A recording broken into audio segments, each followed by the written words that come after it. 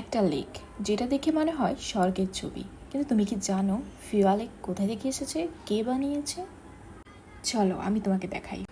আমরা কাঠমান্ডু থেকে ফ্লাইট করে পোখারা পৌঁছালাম। দুজনের জন্য ভাড়া হলো প্রায় 50,000। মেবি আমরা ট্যুরিস্ট, এই জন্য একটু বেশি।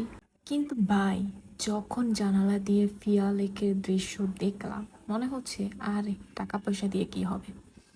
পোখারা পৌঁছানোর পরে আমরা লেকের পাশে একটা ছোট্ট কিন্তু অসাধারণ হোটেল উঠলাম। বারান্দা থেকে দেখলাম ফিওয়া লেক যেন শান্তির এক বিশাল আয়না।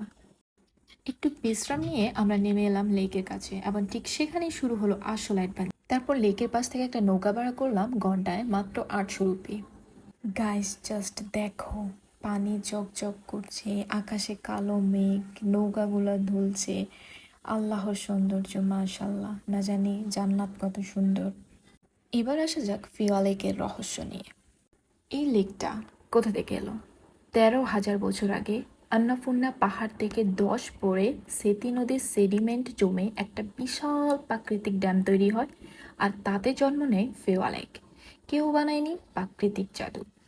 কিন্তু পুরনো কথায় আছে এক সময় এটা আরো বড় ফ্যালিও পোখারা লেক ছিল, যা পুরো উপত্যকা ডেকে রেখেছিল। আর মাঝখানে তালবারাহি মন্দির কাস্কি রাজা কুলমান্ডন শাহ বানিয়েছিলেন। এখনো লেকটা ছোট হয়ে যাচ্ছে, রহস্য তো পাঠ শেষ হয় না। পাড়ে এসে খেলাম মজাদার আইসক্রিম। শিট, বলতে তো ভুলেই গেছি, এইখানে এই লেকের ভিতরে নাকি এত বড় বড় মাছ আছে যা একটা বিশাল বড় নৌকার সমান। ভাবা যায়।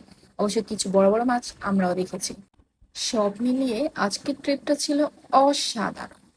So guys, don't just watch, like, share and follow for more fun vibes.